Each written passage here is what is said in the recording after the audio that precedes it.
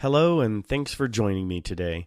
My name's Jeff, and you're listening to Episode 2 of the Comic Book of the Day podcast. All right, here we go. Today's comic book, Superman Annual. All right, this is an annual, number 11. All right, this is a terrific book. Boy, what a great book and story this is. This is from 1985. It's got a publication date of 1984, November 1984, but it looks like it was a 1985 annual, so it would have been the end of the year. It would have been the Superman Annual. Annuals were always good, right? You always loved annuals because they were out of continuity generally, right? You generally had a standalone story in an annual. And you had a lot of opportunities for team-ups. You had a lot of opportunities for big single-issue stories, which were always attractive at a certain point when you're buying and collecting comics. Sometimes you don't necessarily want to invest in a huge, long storyline, or you don't want to get involved with a lot of continuity that you might not have kept up on. For instance, yesterday's Flash, that was kind of tough to sort of jump into. Right in the very beginning, right? You know, that's your first issue that you pick up, and there's already 2 or 3 different storylines going on, so that can be somewhat daunting, right? As a collector, you sometimes tend to stay away from that. That was a big reason why I wasn't much of an X-Men collector. Tough to get into that continuity with so many different issues. I sort of tended to stick with Uncanny X-Men. But anyway, this is Superman Annual, number 11. This is a fantastic Alan Moore and Dave Gibbons story, right? So, yes, you heard that correctly. Yes, your ears did not deceive you. This is a wonderful, wonderful story by Dave Gibbons and Alan Moore. This is called For the Man Who Has Everything. This is a terrific story. It was animated, I believe, by the Justice League cartoon show. I want to say probably they did. I'm not really. I don't know if it was Superman or if it was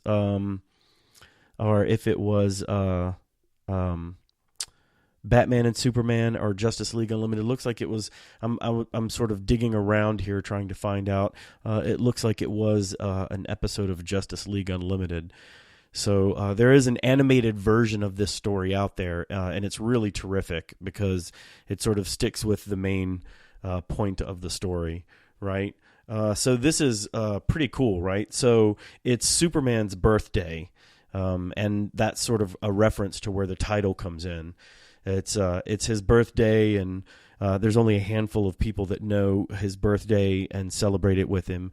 Of course, in 1985, Superman celebrates his birthday in the Fortress of Solitude, which is his giant fortress up in the North Pole that has the super key in the keyhole, if you remember. I think this was around the Kurt Swan 70s and 80s. You know, it's okay if you can see the door to Superman's Fortress of Solitude, because the key, which sits up on another mountain, right, is so big that only Superman himself could lift it.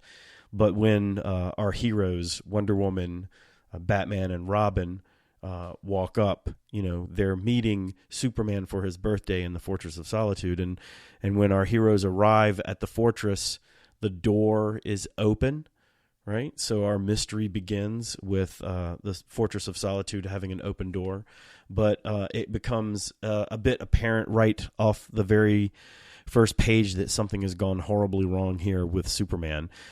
Superman stands catatonic in the center of the room with something strapped to his chest, and it looks like our Man of Steel is definitely succumbing to some sort of alien host or alien parasite, if you will. But the interesting thing about this story is that it starts off, the very first page starts off with a prologue, right? And the prologue is just very normal and ordinary. This is just a guy coming home from work, gets to his door, opens up his door after a long day, and there's a surprise party there with his wife and 2 kids, and everybody comes around and gives him a hug, and he's got what appears to be a sort of perfectly normal, perfect life. So then fast forward here to where our heroes find Superman, and we determine that he's got what appears to be a parasite trapped onto him. And the reason why Superman makes no effort to get the parasite off of him is because the parasite gives you all of your innermost dreams, right? It puts you in a state where you're living in a reality where you get everything you ever wanted in life. And so we tie back there to the very beginning of the story, and you see that if Superman is given his innermost desire, his innermost wish, it's that he just has a normal life with a wife and 2 kids and lives on a Krypton that never blew up, and has a future, and has a wife and kids and a family and everything that he's not afforded by being Superman. So it's incredibly hard for him to have the will to be able to fight this, because it's sort of a manifestation of his innermost dream as Superman, right? So lots of things happen in this issue. Of course, the best part about this issue is, of course, they get the alien parasite off of him, and then Superman sort of staggers for a moment and realizes exactly what's been going on, and to have his emotions played with so significantly. Superman, when he comes to, when he shakes it off, he just gets, infuriated and goes after Mongol, and almost, has to be sort of force himself to not, kill or beat to death Mongol, because he's so angry about being manipulated that way and having his emotions, toyed with. So it's a really interesting Superman story, right? I think it's a terrific take on Superman, definitely worth reading if you haven't read it. But it's absolutely fantastic, something to dive into if you're looking for a sort of non-traditional Superman story. Great stuff. So this came out around the end of 1984, let's say in the fall, winter of 1984. And if you were listening to the radio, then you'd be listening to Billy Ocean, Caribbean Queen. It's tough to say. It's like an alliteration. I Just Called to Say I Love You by Stevie Wonder. Prince and the Revolution, Purple Rain, that would have been playing on the radio around this time. And Wham, Wake Me Up Before You Go Go. Madonna's Lucky Star, John Cafferty and the Beaver Brown Band. Another alliteration. Listen to this. This is how lucky am I today. On the Dark Side. David Bowie's Blue Jean.